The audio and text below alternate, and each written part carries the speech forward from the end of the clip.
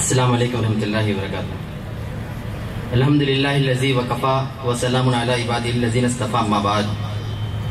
تمام تعریفیں اللہ تبارک و تعالیٰ کے لیے جس نے مجھے اور آپ کو انسان بنایا، اشرف المخلوقات بنایا، امت مسلمہ میں پیدا فرمایا۔ لاکھوں اور کروڑوں درود و سلام و تمامی نبیوں پر،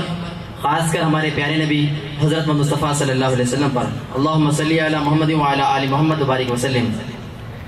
محترم حضرات و خواتین، مجھ سے کہا گیا کہ میں آپ کے سامنے مسلمز ریسپانس ٹو ہیٹ، نفرت کے فضا میں مسلمانوں کا کیا رویہ ہونا چاہیے، اس حوالے سے میں کچھ گزارشات آپ کے سامنے رکھوں۔ نفرت کیوں ہوتی ہے، اس کی کیا بنیادیں ہیں، اس کے کیا وجوہات ہیں، کیا ریزنز ہیں، اور جو نفرت کرتا ہے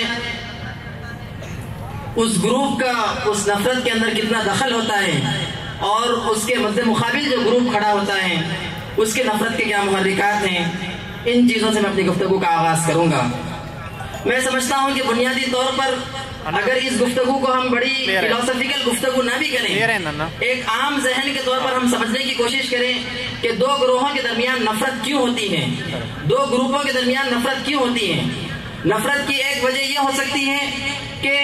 ایک گروپ کے متعلق غلط فہمیاں اور یہ مس انڈرسٹینڈنگ لوگوں کے اندر پھیلائی جائے،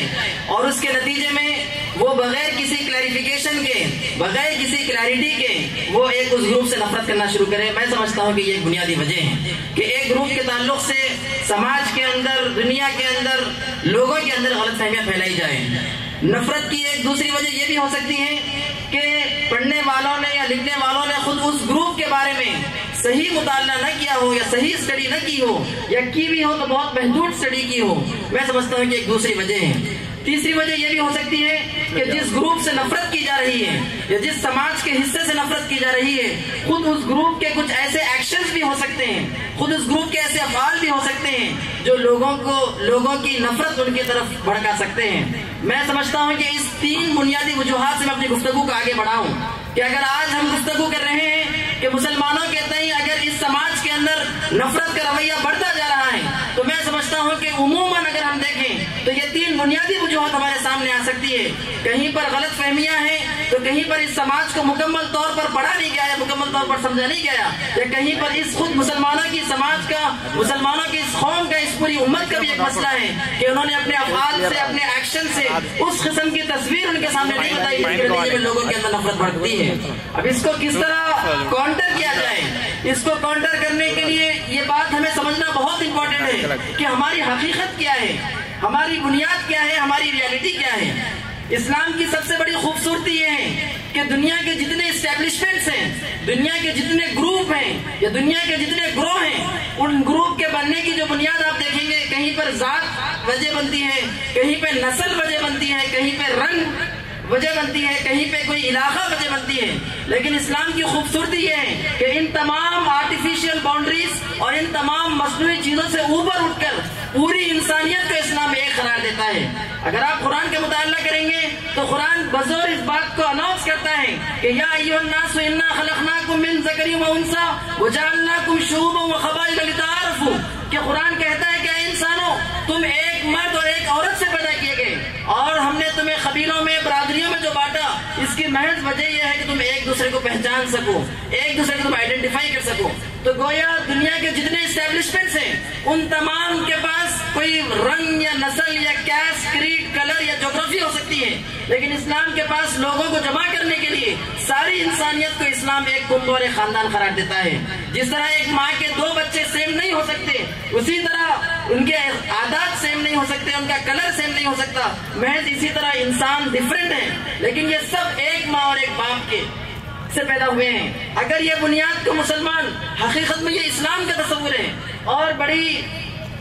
زیادتی ہوگی کہ خود مسلمان اس تصور کو دنیا کے سامنے پیش نہیں کرتے۔ آپ اندازہ لگائیے کہ اگر اس تصور کے ساتھ کہ ساری دنیا ایک خاندان ہے اور سب ایک ماں اور باپ کے بچے ہیں، جس طرح اگر اختلافات پیدا پیدا ہوں گے بھی تو گھر کے اندر کچھ انٹرنل مسائل ہو سکتے ہیں، لیکن دشمنیاں نہیں بڑھ سکتی، ایک دوسرے کے خون کے پیاسے نہیں ہو سکتے۔ اگر اس تصور کو، خاندان کے تصور کو، یونیورسل بردرہڈ کے تصور کو مسلمان عام کرے تو میں سمجھتا ہوں کہ اسلام کے اس تصور سے اس پوری نفرت کو ہم ختم کر سکتے ہیں۔ آپ اندازہ لگائیے کہ اللہ کے رسول صلی اللہ علیہ وسلم نے جتنے احکامات بتائے، اللہ کے رسول نے ایک جگہ کہا، 3 بار کہا کہ تم مومن نہیں ہو سکتے، تم مومن نہیں ہو سکتے، تم مومن نہیں ہو سکتے۔ جب لوگوں نے پوچھا کہ کیوں، آپ نے کہا کہ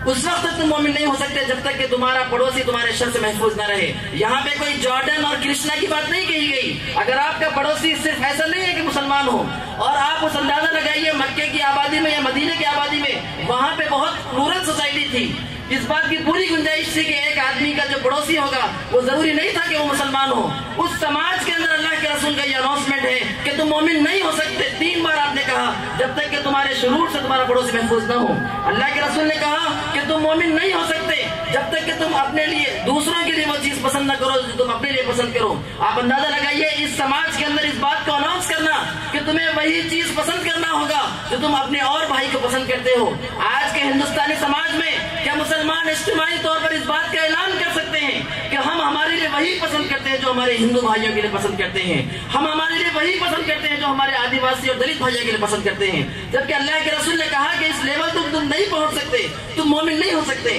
اللہ کے رسول نے 3 بار کہا کہ تم مومن نہیں ہو سکتے اگر تم پیٹ بھر کر کھاؤ اور تمہارا پڑوسی بھوکا سوتا رہے۔ آپ اللہ کے رسول کے ان پورے اقوال کو نکال کر دیکھ لیجئے، جہاں پہ آپ نے کہا کہ تم مومن نہیں ہو سکتے، وہاں پہ ایک بھی جگہ اللہ کے رسول نے کہا کہ مسلم پڑوسی ہونا چاہیے، یا مسلم دوست ہونا چاہیے، یا اسلام پسند ہونا چاہیے۔ میں سمجھتا ہوں کہ اسلام کا یہ جو تصور ہے، جو عالمی برادری والا تصور ہے، خاندان کا تصور ہے، اس تصور کو مسلمانوں کے اندر بیان کرنا ہے، ہمارے ان بھائیوں تک بھی پہنچانا ہے کہ شاید آپ کا عقیدہ الگ ہو، آپ کے نام الگ ہو، آپ کا لباس الگ ہو، لیکن ہم سب ایک ماں اور باپ کے بچے ہیں۔ دوسری چیز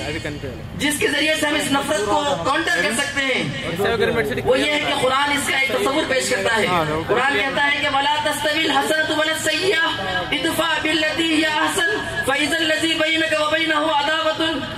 قرآن کہتا ہے کہ نیکی اور برائی یکساں نہیں ہو سکتی، تم بدی کو اس نیکی سے دفع کرو جو بہترین ہو تو تم دیکھو گے کہ وہ جو تمہارا دشمن ہے وہ تمہارا جگری دوست بن گیا۔ آپ اندازہ لگائیے کہ قرآن قیامت تک آنے والے انسانوں کے لیے، قرآن کو پسند کرنے والوں کے لیے، اللہ کے رسول کو رسول ماننے والوں کے لیے کہتا ہے کہ نیکی اور بدی یکساں نہیں ہو سکتے۔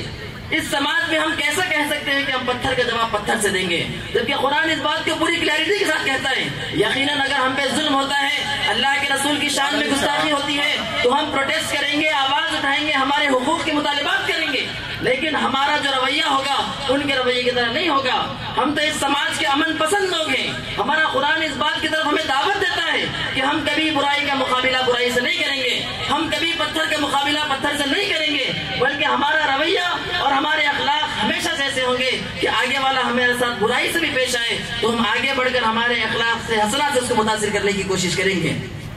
محترم حضرات، یہ دوسرا پہلو میں سمجھتا ہوں کہ اس کاؤنٹر، اس پورے نفرت کے اس پورے فینومینن کو ہیٹ کر سکتا ہے۔ تیسری اور آخری چیز بتا کر اپنی بات ختم کروں گا کہ اس نفرت کو کاؤنٹر کرنے کے لیے جو میں نے تیسری وجہ بتائی تھی کہ آج مسلمانوں کے اندر نفرت خود مسلمانوں کے کاموں کی وجہ سے، خود مسلمانوں کے اپنے ایکشنز کی وجہ سے، خود مسلمانوں کے اپنے حرکات کی وجہ سے، اور وہ حرکات، وہ ایکشنز، وہ افعال، وہ اعمال خطاً اللہ اور رسول کے روشنی میں نہیں ہے۔ آپ اندازہ لگائیے، اسلام کہتا ہے کہ پاکی آدھا ایمان ہے۔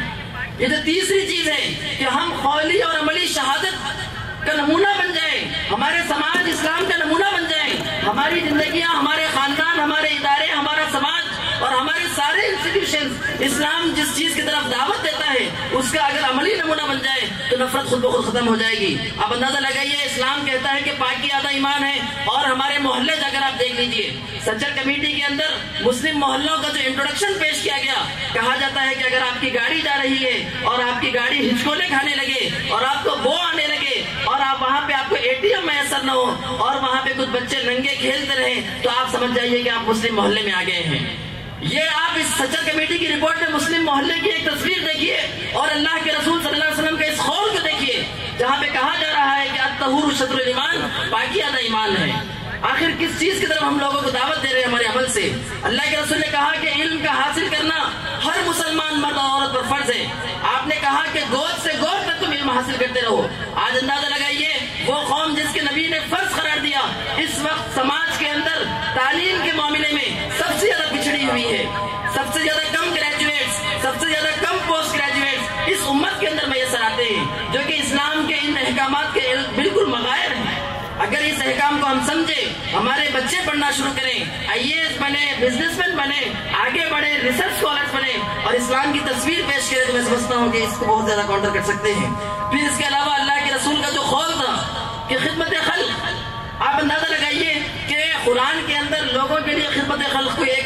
ایکسٹرا کام ہو سکتا ہے، لیکن قرآن نے نیکی کے تصور کو خدمت خلق سے جوڑا ہے. قرآن کہتا ہے کہ لیس البر ان تولوا وجوہکم عن قبل المشرق والمغرب، نیکی یہ نہیں ہے کہ تم نے اپنے چہرے مشرق کی طرف پھیر لیا مغرب کی طرف. پھر اس کے بعد قرآن کہتا ہے کہ وآت المال علی حبہ ذوی القربى والیتامى والمساکین وابن السبیل والسائلین وفی الرقاب. آپ اندازہ لگائیے کون سے مذہب کے ماننے والوں کے سامنے کہا جا رہا ہے کہ تمہاری نیکی یہ ہے کہ تم اپنا دل پسند مال